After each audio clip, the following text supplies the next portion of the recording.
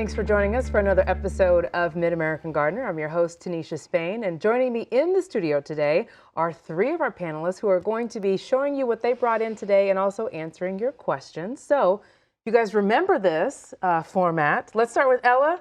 Have you introduce yourself and then tell us a little bit about what your specialty is.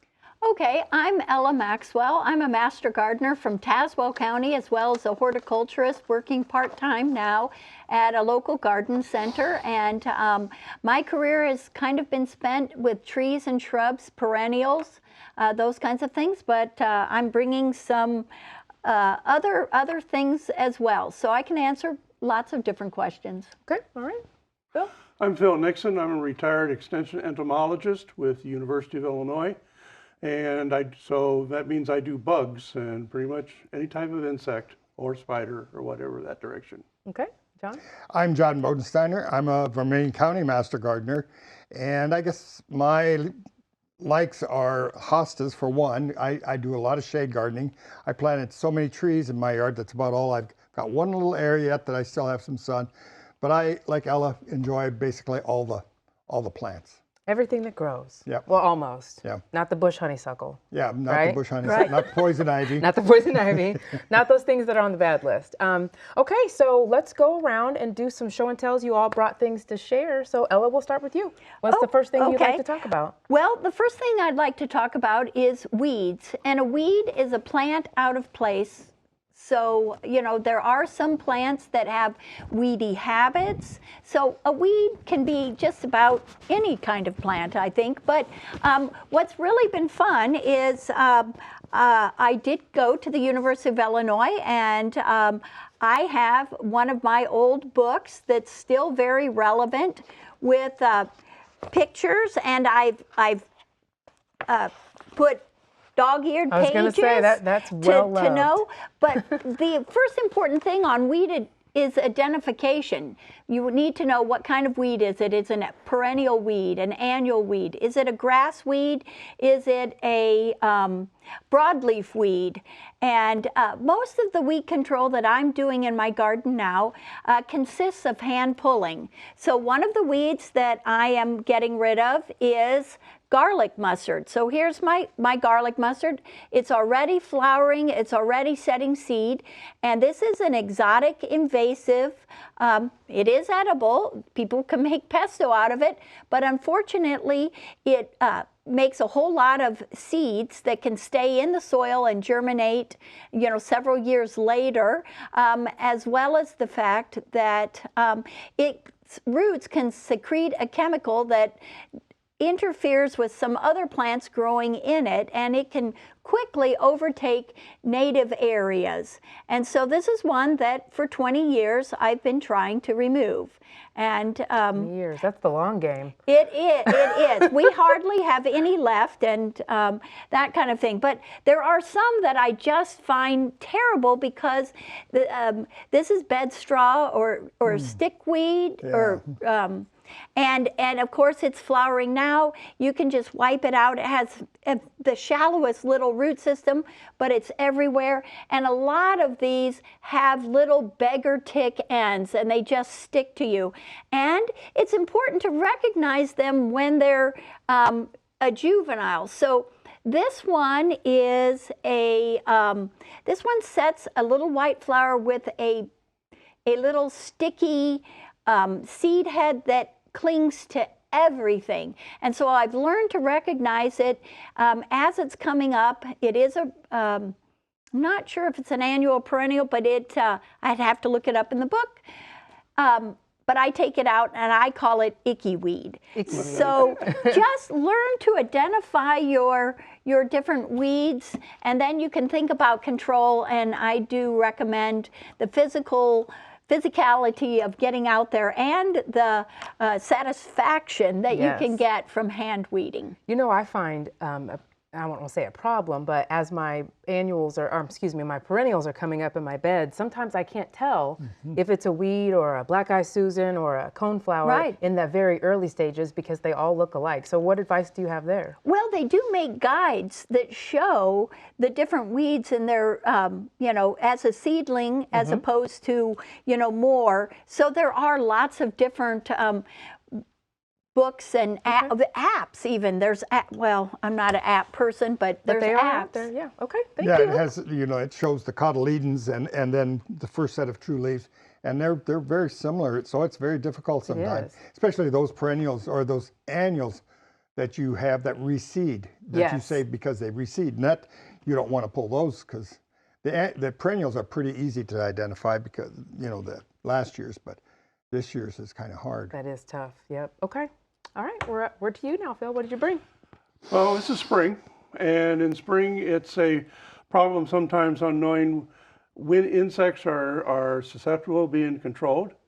And one method is to look at the date on the calendar, but we have early springs and we have late springs, and that tends to change that around. This year in mid-America, we've tended to have a relatively late spring to a great extent. Until last week, this is the middle of May, we were actually a week behind approximately over what a quote normal spring is. Whatever that is, which means it's just the average of all the abnormal springs put together. Is one way I look to do it. But one way you can do that is by degree days. You can take the number of the amount of temperature above 50 degrees Fahrenheit for insects, and divide it by the number of days. You can come up with a degree day sort of situation from that. That will give you some ideas. But another way that gardeners like to use is phenology. Phenology just means the way you look on the outside, or anything looks on the outside. You know, if you've got a sister or a brother, phenologically you probably look somewhat similar to them because that's the way you look on the outside. And so phenology in plants is what they look like on the outside, all right? And many times what we use in phenology to help figure out when various insects are likely to be are susceptible to control are going to be the bloom times of them. And one is blooming right now, and this is called Van Hoot spirea, commonly referred to by many people as bridal wreath spirea. It's found in a lot of older gardens or even younger ones. And essentially, when this is in full bloom, there are several insects that tend to be susceptible to control, and these tend to be things such as pine sawfly larvae and spongy moth larvae, which is a new term. It used to be called gypsy moth, Okay. but gypsy is a derogatory term to the Roma or Romani people, and so it has recently been changed its common name to spongy moth. This is when pine needle scales eggs have hatched and the new crawlers are out. Very, very susceptible to control. Young caterpillars are very susceptible to control, so you want to know when they are out for that. And borers also, such as the lilac borer. Had to check my notes here. But lilac borer is one that's going to be, you have to catch it when the eggs hatch on the outside of a plant before they tunnel in. That's a moth borer, so it can't chew its way in. Another phenology plant we have is beauty bush, and that's had a recent name change. It used to be known as Coetzea amabilis. It's now Linnaea, or Linnaea. Anyway. Oh, I didn't know that. L-I-N-N-A-E-A. See? You learn Anybody something can new. learn something new. You learn something new every And they time. typically will bunch. bloom about a week to 10 days after the Spirea van Hootii. You can see the Spirea van Hootii has some brownish areas, some browny florets, which means it's kind of going out of full bloom. Part of them are still in full bloom, so it's just in that transition. But several days ago, this was in total full bloom, and so was the beauty bush. Typically, it's a week or so behind.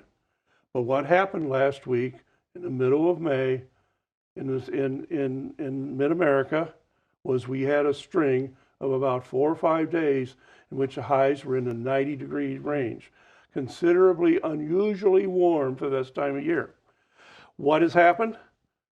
The beauty bush caught the spirea because it got more heat units and it bloomed.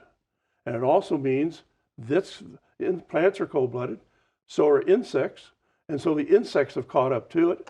And so what would normally, you would wait a week or two, because the beauty bush is in bloom, it is now a time when some borers are susceptible to control, and euonymus scale is out there and ready to be treated. A variety of things that are going to be available to be controlled that normally wouldn't be until another week later. But because you've been keeping an eye on phenology or degree days, you're on top of it, treat at the right time, get control with not using as much in the way of insecticide. I love that.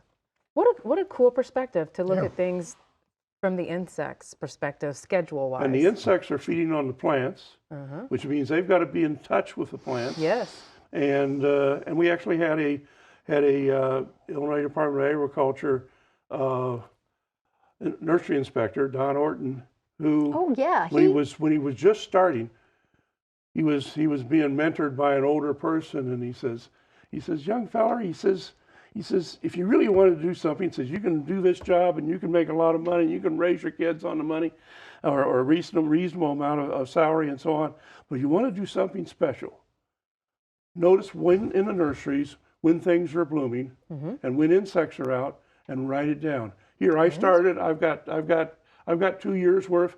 He took it to heart, did it for the next 40 years, put it out as a book and named Coincide. It's no longer in print. But we use his recommendations or what he has found to help time treatment recommendations that we have in our pest management guides in Illinois, and other states nearby do it as well. Wow, that's fascinating. Excellent. So Thank you. Just a public employee who decided that, hey, I can take an extra 5 minutes a day and make a real difference, that he did. Wow. Oh, good story. Yeah. Thank you. And it's a true story. And it's a true story. All right, John, we are down to you. Okay. Oh, a walk down memory lane. Yes, I was watching public television and noticed that we are celebrating 100 years as far as public television, and that this show is celebrating 30 years. Yes. This is I haven't been here all 30 years, but I believe the show started May of 92. I joined in May of 94. Okay. So I was with Jack Kelly, and these are the shirts that we have gone through. Wow. From this is we had our first, this was my first. There was one shirt before this, which I was not privy to, but this was my first one.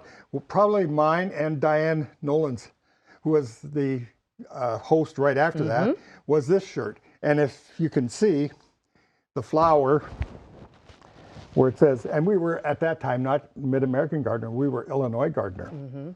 And if you look at this, the flower is, the petals are all state of Illinois. The shape. The shape of state of Illinois.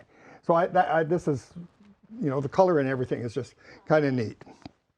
I think the one you're missing is the peach one, or salmon, the salmon color one. Yes. I think it was. And then this is the next one. And then we went to a button down. Ooh. And then this was the last one right before our current.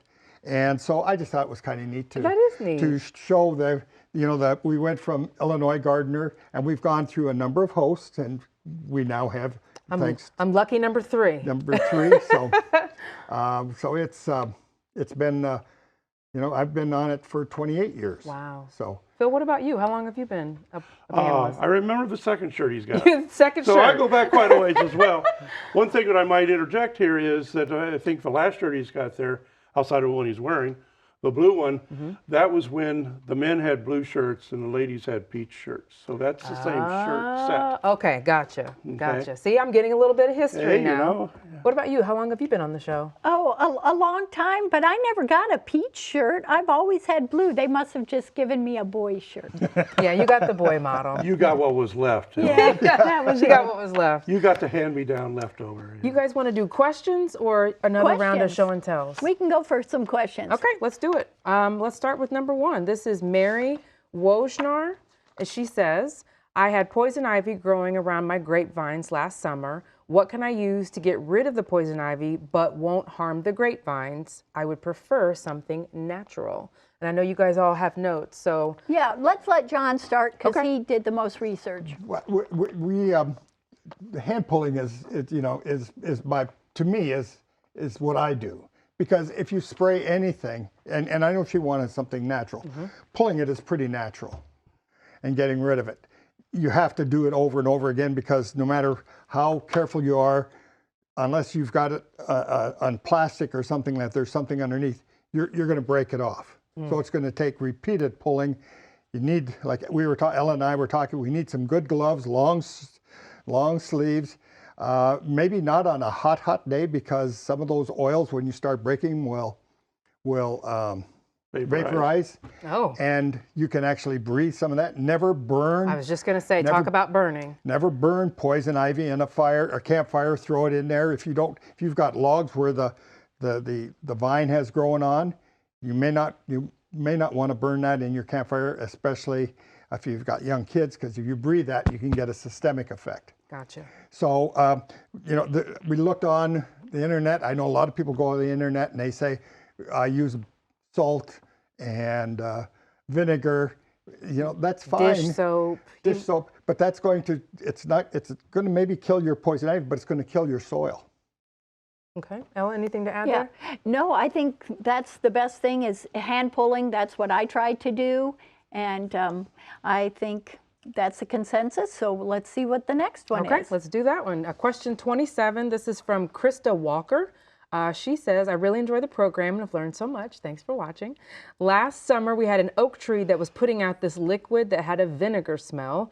The County Extension Service told me it was slime flux. Should I be concerned about this tree's health, or is this just one of nature's strange happenings? So what do we know about slime flux? Well, It's like you're very close to saying a bad Yes. word if you, Yeah. you know what I mean? You got to Right, keep that train on right. the tracks. But it is a bacterial disease, and it's internal to the tree. It's usually in the heartwood, and there's some decay.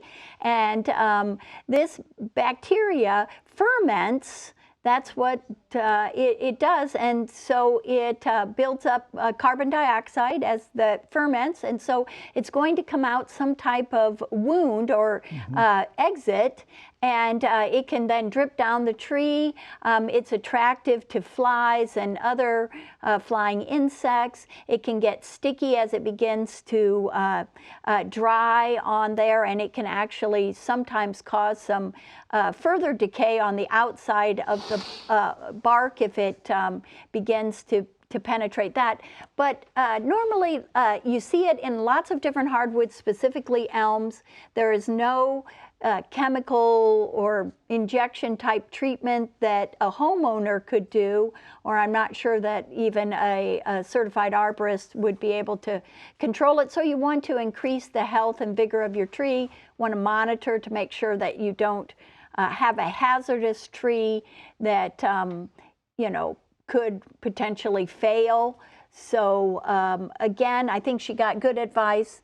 I don't think there's a lot to do. I think the main thing is to watch the health and to encourage good. And if it's near the house, or if you have small children, you may want to have somebody professionally look at it and assess the health. I had a friend who, you couldn't believe, I took pictures, they're on my phone, of wasps just feeding on it. It was like bald-faced hornets, I think. Some kind of wasp was feeding on it. But you can hose it off. You can take a little vegetable brush and kind of clean the area, and it can come back, or it can stop. The tree can compartmentalize it, hopefully, and just monitor it. Okay. All right, we're going to skip to a bug question for Phil. This is Beth Stafford. She writes in, how effective is milky spore against Japanese beetles?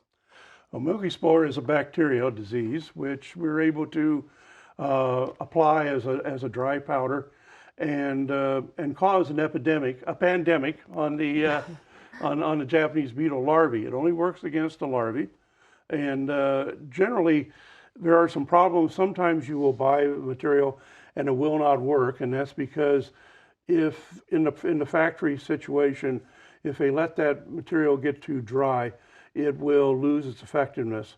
Once it's in the powder and it's sealed up into a bag, it will sit and last for years. But sometimes in the process, you can end up with a bad batch. So if you end up not getting it work, that could be the reason. The other thing is it's very specific to Japanese beetle larvae. And controlling the larvae will not eliminate the beetles on your trees that are eating your leaves, the Japanese beetle adults. I have a little saying I like to do. That's kind of off of a relatively well-known movie from years ago, and that is, if you plant it, they will come.